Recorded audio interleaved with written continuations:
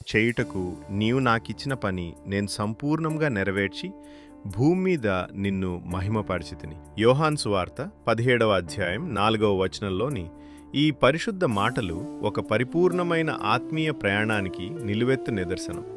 సరిగ్గా అదే నిశ్చయతతో తన 86 ఏళ్ల సుదీర్ఘ యాత్రను ముగించి పరమతండ్రి చెంతకు చేరారు మన ప్రియతమ దైవజనులు కోవూరు వెంకటరత్నం గారు.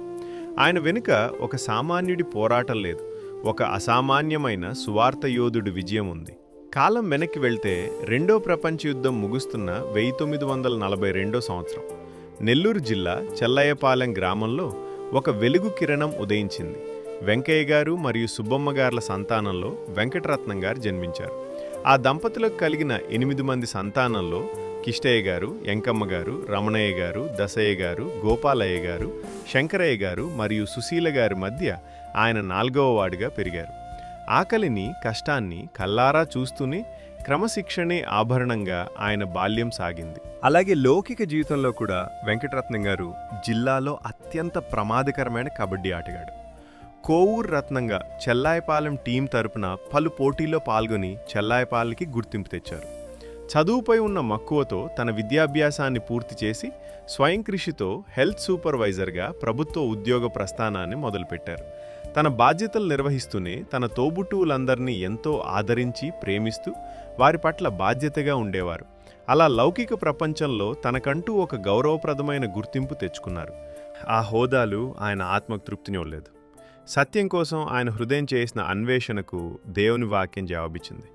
క్రీస్తు శిలువ త్యాగాన్ని రుచి చూసిన క్షణం ఆయన జీవితం మరో మలుపు తిరిగింది. రక్షణ మార్గంలో రాజు అనే వ్యక్తి అందించిన ప్రోత్సాహం, దేవుని వాక్యం ఆయన హృదయాన్ని తాకింది.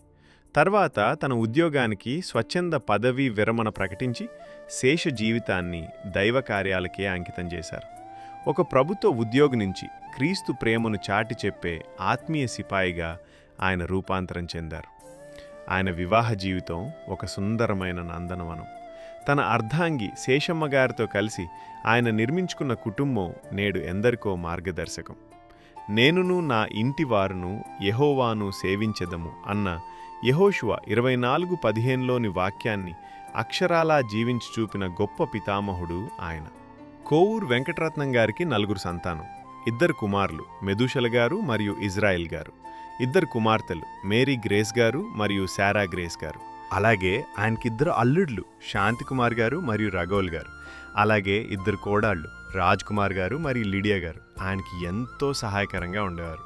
ఆయన సంతతిలో 3 మనవళ్ళు హేమంత్, సన్నీ మరియు ఐజక్ రత్నం. 5 మనవరాళ్ళు ప్రియదర్శిని, చిన్నపాప, జ్యోతి, షైనీ మరియు స్మైలీ. అలాగే 2 ముని మనవరాళ్ళు నిత్య మరియు తన్వి. వీరందరినీ ఆయన ఏక ఉద్దేశంతో క్రీస్తు మార్గంలో క్రమశిక్షణగా పెంచారు. ఆయన ఆత్మీయ వారసత్వాన్ని కొనసాగిస్తూ రెండో కుమారుడైన కొవ్వూరు ఇజ్రాయెల్ రత్నం గారు దేవుని పరిచర్లో తండ్రితో కలిసి బలముగా వాడబడ్డారు. 2020లో ఇజ్రాయెల్ రత్నం గారు ప్రభువునందు నిద్రించగా ఆ అనంతరం తన మనవడైన కొవ్వూరు ఐజక్ రత్నం గారిని సేవకునిగా సిద్ధపరిచి దైవ చిత్తానుసారంగా సంఘాన్ని నడిపించేలా తీర్చిదిద్దారు. ఆయన పరిచర్య కేవలం 4 గోడలకే పరిమితం కాలేదు. బుచ్చిరెడ్డిపాలెం మండలం నుంచి ఎదుర్కొన్న నెల్లూరు జిల్లా అంతటా ఆయన గొంతుక ప్రతిధ్వనించింది. పల్లె పల్లెకు తిరిగి వీధి వీధిన సువార్త దండయాత్రలు చేస్తున్నప్పుడు సువార్త పరిచర్యలో పలుచోట్ల సమస్యలను, అనేక చోట్ల ఆయనను కొట్టారు. అయినా కూడా ఆయన దేవుని సేవలో దేవుని వైపు చూస్తూ ఆయన సాగిపోయారు. ఫలితంగా వందలాది మంది హృదయాల్లో విశ్వాస బీజాలు నాటి అనేక సేవకులను ప్రోత్సహించి పలుచోట్ల సంఘాలను స్థిరపరిచాడు. అలా నెల్లూరు జిల్లా సమావేశ పెద్దగా బాధ్యతలు చేపట్టి దేవుని సేవా కార్యక్రమాలను ఒక క్రమశిక్షణతో నడిపించిన ఆత్మీయ యోధుడిగా నిలిచారు. ఒక చిన్న పాకలో మొదలైన ఆ ప్రయాణం నేడు బుచ్చిరెడ్డిపాలెం అంబేద్కర్ నగర్లో సగర్వంగా నిలిచి ఉన్న షాలేం క్రిస్టియన్ ప్రేయర్ హౌస్గా రూపుదిద్దుకుంది. ఆనాడు ఆయన కార్చిన కన్నీరు, చేసిన ప్రార్థనలే నేడు ఈ మందిరానికి బలమైన పునాదులు. నా కాలగతులు నీ వశంలోనున్నవి అని కీర్తనలు 31:15లో పలికినట్టుగా ఏప్రిల్ 28, 2026న పరమతండ్రి తన నమ్మకమైన దాసుడికి విశ్రాంతిని ప్రసాదించారు. 86 ఏళ్ల సుదీర్ఘ ఆత్మీయ పరుగును ముగించి ఆయన ప్రభువునందు నిద్రించారు.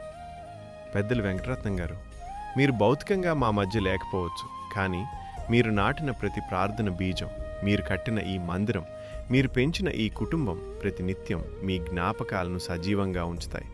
మీరు చూపిన బాటలో మేము నిరంతరం సాగిపోతాం. మీ ఆత్మీయ ప్రయాణం మాకందరికీ ఎన్నటికీ స్ఫూర్తిదాయకం.